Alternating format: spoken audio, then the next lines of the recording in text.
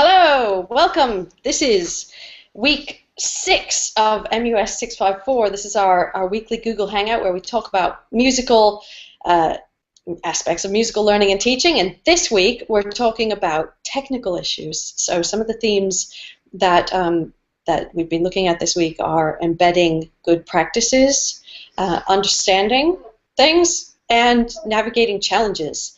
And this week we have Pete, who's been with us a few times before, all the times actually.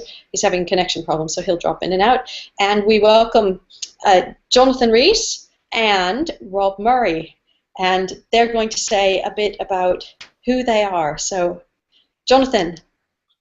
Hi, Laura. My name's Jonathan Rees. I'm a professional tuba player and educator based in London. I've known Laura a number of years. We studied at Northwestern University in Chicago together. I returned to the UK in 1999 and I freelanced with many of the country's orchestras, symphony, chamber and opera orchestras, and I've performed in the West End, mostly for John Kander and Fred Ebb in the shows Chicago and the Scottsboro Boys. Teaching-wise, I'm a guest teacher at most of the British conservatoires to do classes from time to time, and do consultancy work for various exam boards, etc. That's brilliant. Thank you, and thank you for making time to join us. Oh, my pleasure. Anything to get out of DIY. Oh my. And Rob, can you tell us a bit about what you do and where you are? Yeah, my name is Rob Murray. I'm based in Birchman-on-Trent up in the Midlands.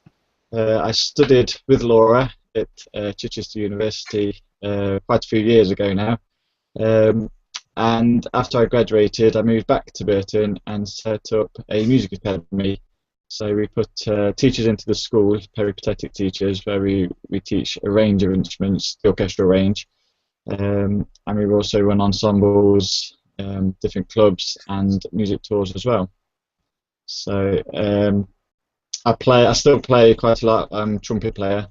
I've just done a recent tour to the south of France to do a big music festival, and I play also in many amateur shows in the area, as well as function band as well. Great.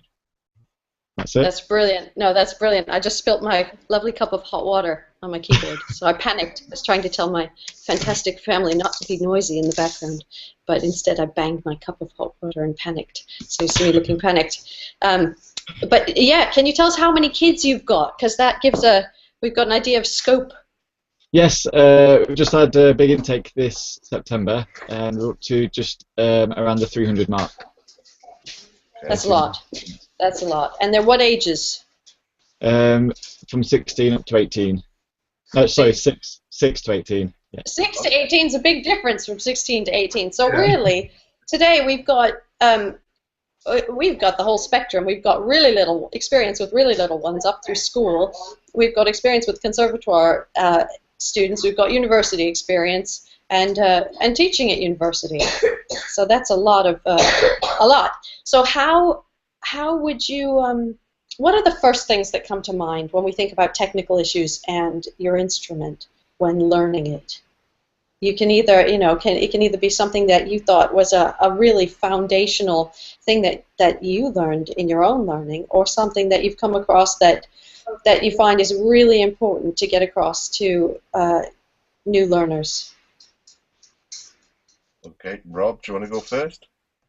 Yeah, I suppose because I teach brass, is probably the rate of the instrument. So when you get a 6, or mind you, it could even be a small kind of 9, 10-year-old wanting to learn, say, the French horn, the rate of the instrument is obviously it's heavy for them. And if they have their heart set on that instrument, and then you either say it's too heavy, try, say, the cornet, for example, then you get quite disappointed faces. We've just taken one on. He was adamant that he wanted to learn the French horn, so we've given him a go, and actually he's coming on really nicely on it. It's difficult. I have to hold the instrument when he's learning it to support some of the weight, and then when he's at home, his mum holds it as well. But he's doing well. He's making a great sound on it. Good. Now, of course, with like the trombone and the trumpet now, we've got the P trombone and the P trumpet. so that's obviously a lot lighter. And so we can get the young students started, and they're quite happy on them instruments. We've got small tubas as well, actually. We had a good find in somebody's loft, and got these very small tubas. So we've had quite a few infant primary school children starting the tuba as well, and then obviously they can move up to the bigger tuba as they grow. That's really interesting, because when we were discussing at the university with our class of students the different technical things, at first the thought was about actual issues. You know, is it how do you deal with fingering, or how do you deal with reading something?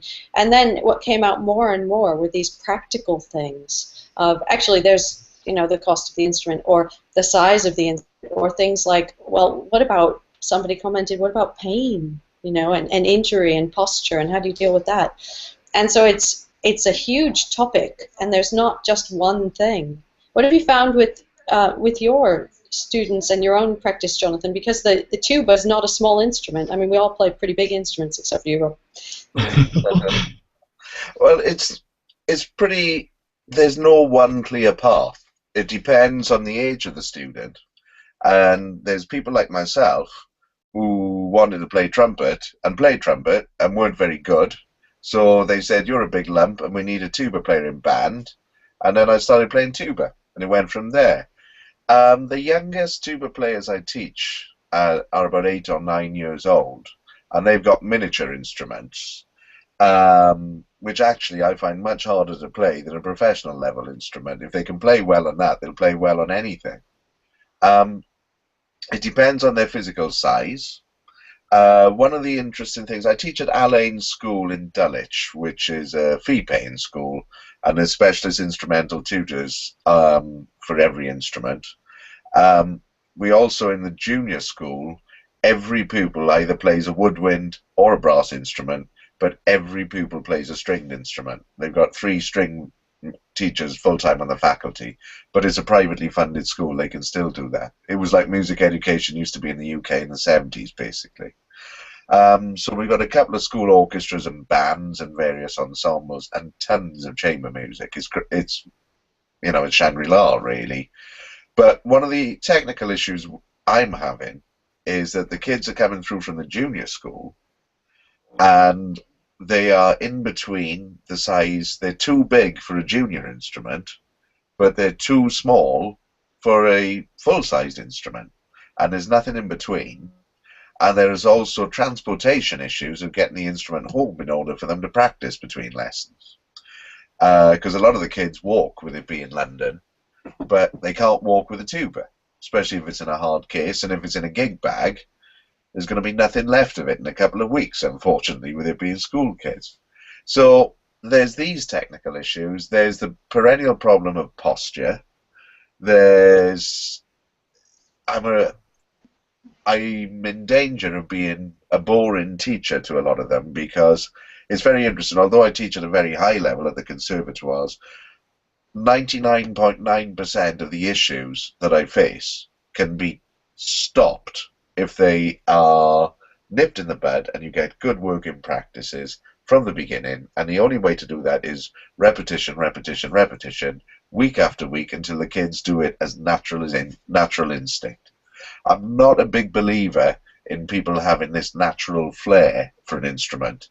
I'm more a believer in 10,000 hours needed in order to become an overnight success.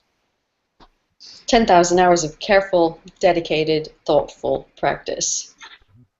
So I can relate as well to the walking and the issues of children, because my own son, who's 8, he carries his cello into school. Wow. And, you know, 9 times out of 10, that thing is so out of tune by the time they get to their weekly orchestra rehearsal. And sometimes he'll come home and one string will just be all floppy. And I'll say, what happened? He'll say, oh, no, well, I don't know, so-and-so bumped it, and I don't know, and I didn't know what to do with it. And you think, oh, gosh. So it's a real thing. But that saying, things can be nipped in the bud, is so true. And I wonder if any of the 3 of you have had any advice that you may have received at any point in your training, but actually it's been very valuable, and it's been one of those nuggets that you think this is really essential to pass on to other people. And almost with hindsight, I wish I'd known that sooner. Has there been anything like that? Yeah, there are no shortcuts, but there are ways of speeding up the process. That's what I always tell people. And good foundation, work in practice, there is no substitute. And I find in this day and age, kids expect instant success. And it just doesn't happen. It's a slow chipping away process. And it's far more rewarding, the kids there find, when all of a sudden, sort of 5 or 6 lessons in, they're very large penny drops and they get something. And it's like, wow, and then they really take off, then they plateau, then they really take off again. That's my experience. Yeah, it's not a linear process in music, certainly. You can't go from page 1 to page 2 to page 3 in a guaranteed sort of way with anyone. And I had a similar bit of advice, and it wasn't until I was at university. And I remember after one of my recitals at the end of the year, I was taken back. I went back to my lesson, my teacher, I'm ready to go play the next big piece. And he said, well, we're going to play open strings now. And Yeah. that's like buzzing on the mouthpiece, no fingers. It's just very basic. Yeah. And I was so devastated, but I was told, actually, come on, think about it. If you want to build a bigger house, you need a stronger foundation. Oh, yes. And and so actually, I thought, you know what you're doing, and I'm going to listen, and then you, as you say, a big penny drops after a while. You do that careful work. Yeah. And it goes. And another thing as well, sorry to occupy time, but No. an explanation to a child saves a lot of frustration as an adult, whereby saying that everything, if you break it down far enough, is very simple. But the way that it comes together, that's where the complexities take place. And if your foundation is set of lots of little, very simple, easily understood commands, the most complex piece of music, the sort of stuff the London Sinfonietta has to play, which I don't go near that ensemble. I've never been invited and never likely to play. But if I were dropped in it, I would have to really break things down into the most simple parts and understand where they're coming from. And that's where the foundation technique of an absolute beginner comes in. But it's quite utopian teaching at our lanes, because the kids, with all due respect, a lot of them don't want to go into music, but they're highly intelligent. And they understand that by breaking something down into the very simple things, that's great. They can really relate to that. And then they need to add something a little bit simple to make it, all of a sudden, it becomes less simple and a bit more complex. And I've in the last couple of years, I've really adapted that teaching strategy, and I feel I've become a much more happy and successful teacher as a result. And the kids, the time flies in lessons, which is always a good sign. Yeah. Sorry. Sorry, I muted myself. Rob, did you have any of those learning things that you pass on to all of your students? Was that me? Well, I'm asking. Oh yeah, sorry. Yeah, absolutely. I think very little and often as well. So like the fundamentals of it all, but just obviously try not to walk before you can run, basically.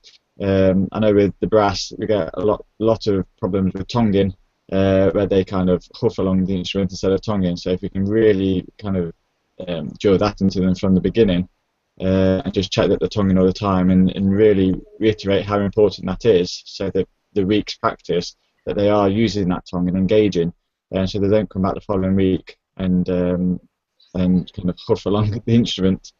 Can you give a brief sort of explanation for the non-brass players out there of what you mean? Because the tonguing, it's sort of like the grammatical punctuation for a brass player, and it all happens inside. Yeah. Absolutely, yeah. So when you produce a note on a brass instrument, you tar, so your tongue is hitting just above the top front teeth, so your notes are clean. So it's more like tar, tar, tar. But the especially the younger kids do is they so they kind of as if they're blowing candles out of the cake, which creates a very very dirty kind of unclean sound to the notes, and then they create problems, and the breathing starts to go pear-shaped, and it just kind of escalates. So if you can iron that out right from the beginning, then you're well on the way to it. I'm going to ask. Oh, can I ask Pete a question? Yeah, please do.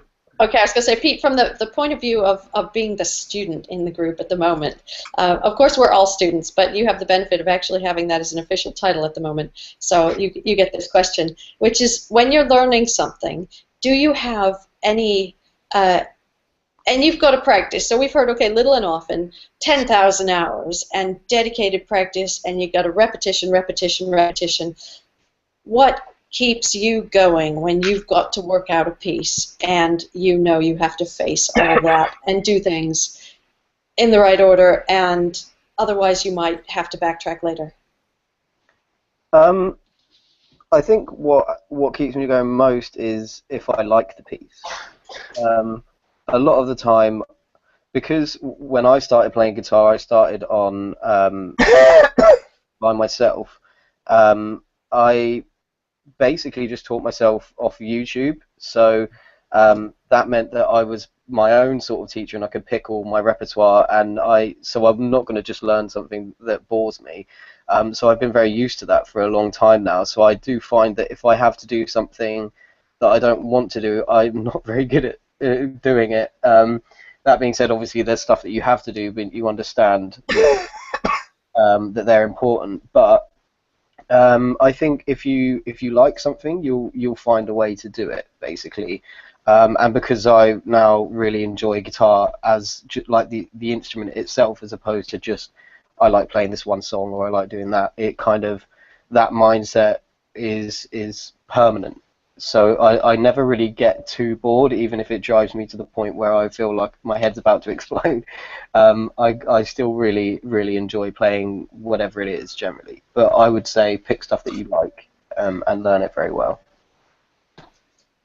Do you two use that, Jonathan, Rob? Jonathan, do you use strategies like that? Because there are some things on brass instruments that are just, dare I say, not fun. I mean, you've got muscle strength building and rudiments to learn that on some instruments, my daughter plays the harp and it sounds beautiful. If you're not a harp player, you listen to it, it sounds pretty. You give somebody a violin and the first thing they do, it doesn't sound pretty. Or a clarinet, it's a bit tricky. So. Well, I mean, the way I feel about it, not giving it a hard time, if you can sound musical on a tuba, you're doing okay. That's the thing. What I try and do, and I think it works on every type of instrument, because they're nearly all an extension of the human voice, is I sing. And then I cut down any complexities and any baggage to do with the instrument. And that way I concentrate on making music.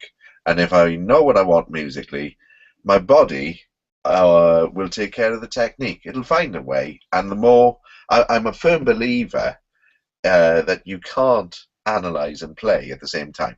So you've got to have input from a teacher, or in my case, if I don't go and see somebody for some coaching, I use various types of recorder or a voice memo or things like that.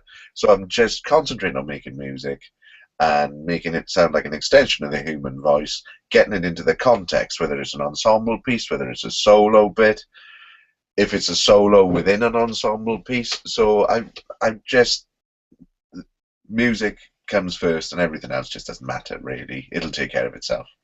It's that simple. I try and keep things simple. When I'm terrified on stage playing with a big orchestra, I don't have time for complicated processes. It doesn't work for me. I've tried and failed miserably. I think that's very valuable advice about keeping it simple, but also the idea that you can't necessarily analyze and you can't do two things at once. And I know people like to think... And it's nothing to do with male multitasking or anything. The human brain just does not do it.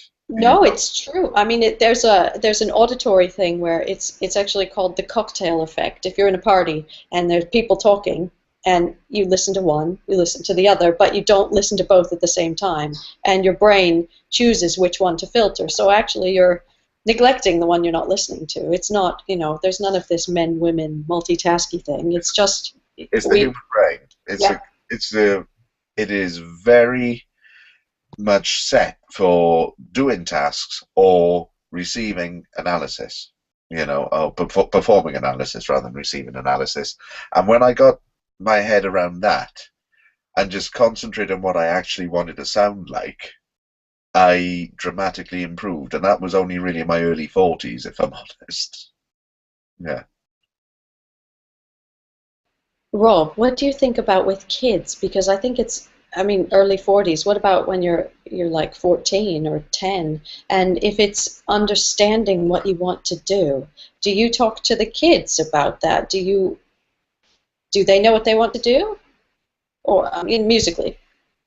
I don't think so. I think a lot of them just learn because they want to be able to play, don't they?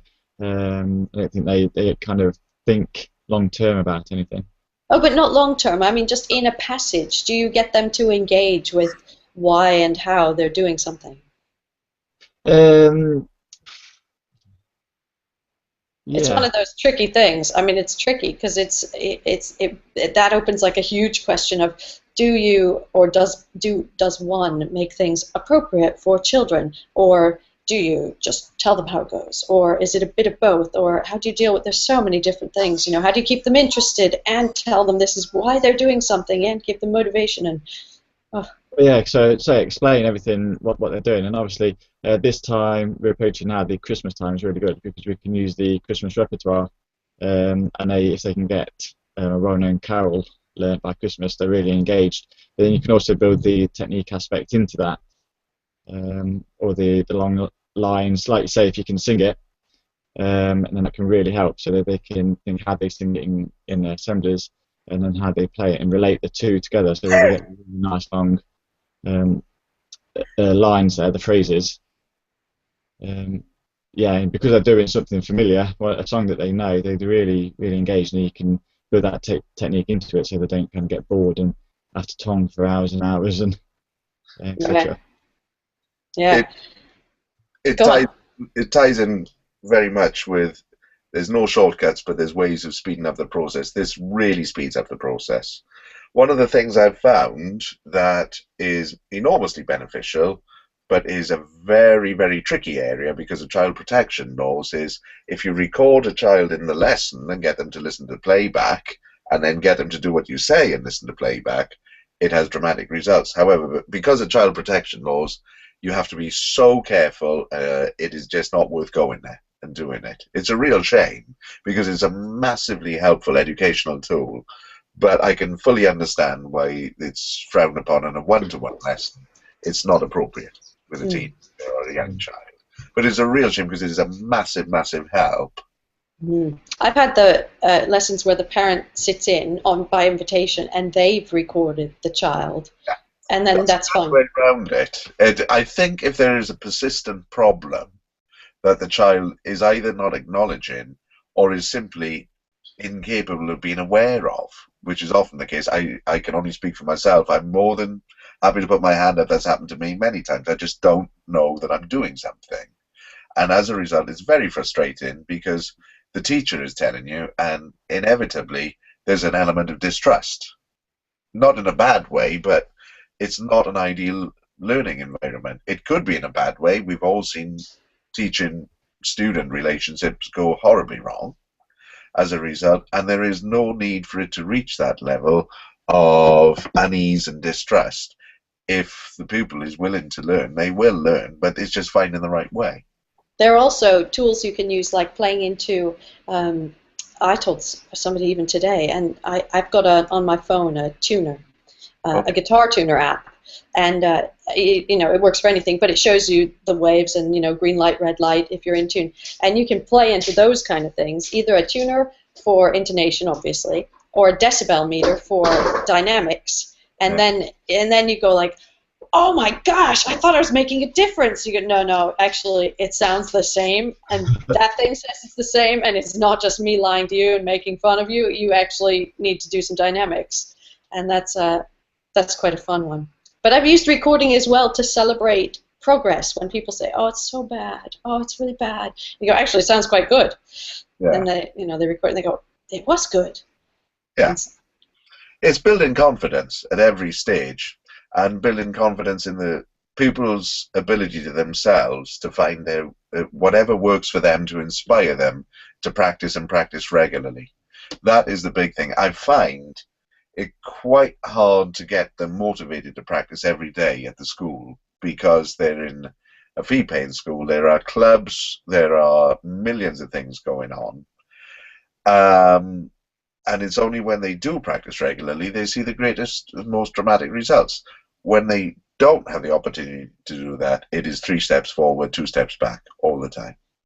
But I want to ask Pete one more question. Pete, this is a drawing on Jonathan saying sing, and you'll know I always tell people you got to sing as well. But I just thought, actually, guitar players of all sorts of people sing a lot, but you guys sing different things than you play. When we sing what we play, you know, to show the phrase or whatever it is. So I was just wondering, do you ever sing what you play? I don't often. I have tried, but not a lot.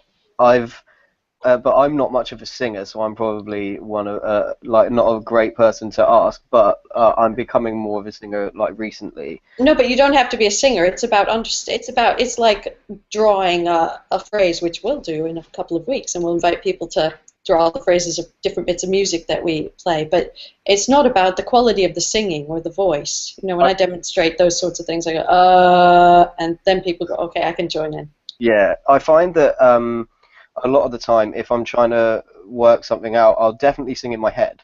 Like, absolutely, I sing, and I sort of have the only way I've heard it described is having like a little tape recorder in your head, and so you sort of play stuff back in your head over and over so you can get used to it. So I do that, and I do sing in my head a bit. But I have like done the singing out loud, and it does help. But being not very confident with that kind of side of things, usually I have to be in an environment where there's nobody else, and then I might be able to muster up a bit more courage to do that. So generally I don't sing out loud, but a lot of the time I will play melodies in my head, and sometimes I will sing. I think it's a good practice, and we should all do it more. Even as a brass player, you can't sing while you're playing, obviously, but it's a really important practice. oh, it's unbelievably. And in regards to how it sounds, the best practice is, for me, is a very solitary and very ugly thing to happen. It's where you do the hard yards. You know, it's really, you've got to chip away and work out how you want it to sound for the great 1 to 2% of the actual bit that people see is on stage. The rest is done in private. Get in there, as you know. But making sure that kids understand that, and then students understand that, and sometimes even hardened professionals who find for whatever reason they're not practicing so much, and hey presto, have problems. And you know, parents and those who are in the house with the person who is practicing, they understand that actually sometimes it's not supposed to sound beautiful, and you're not supposed to judge that. I think that's important. Yeah. As long as people are in the picture with a steady plan, there shouldn't be a problem, but it's not always the way.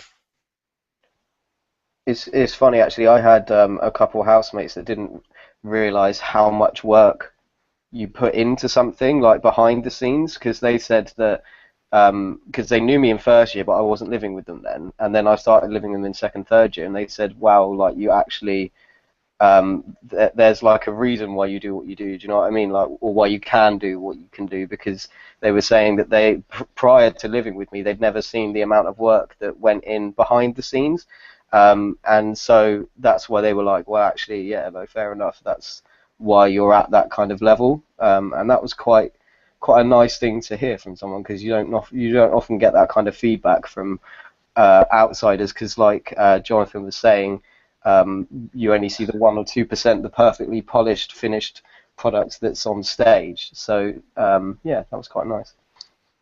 That's really lovely. Any last thoughts from everybody before we sign off for this week?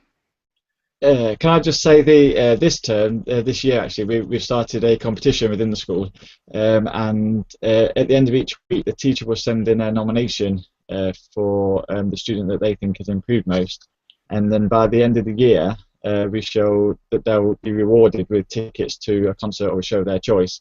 And the practice is really upped. It's really good. It's a bit of friendly competition, and they've really practiced, and it's really helped. That's a great idea.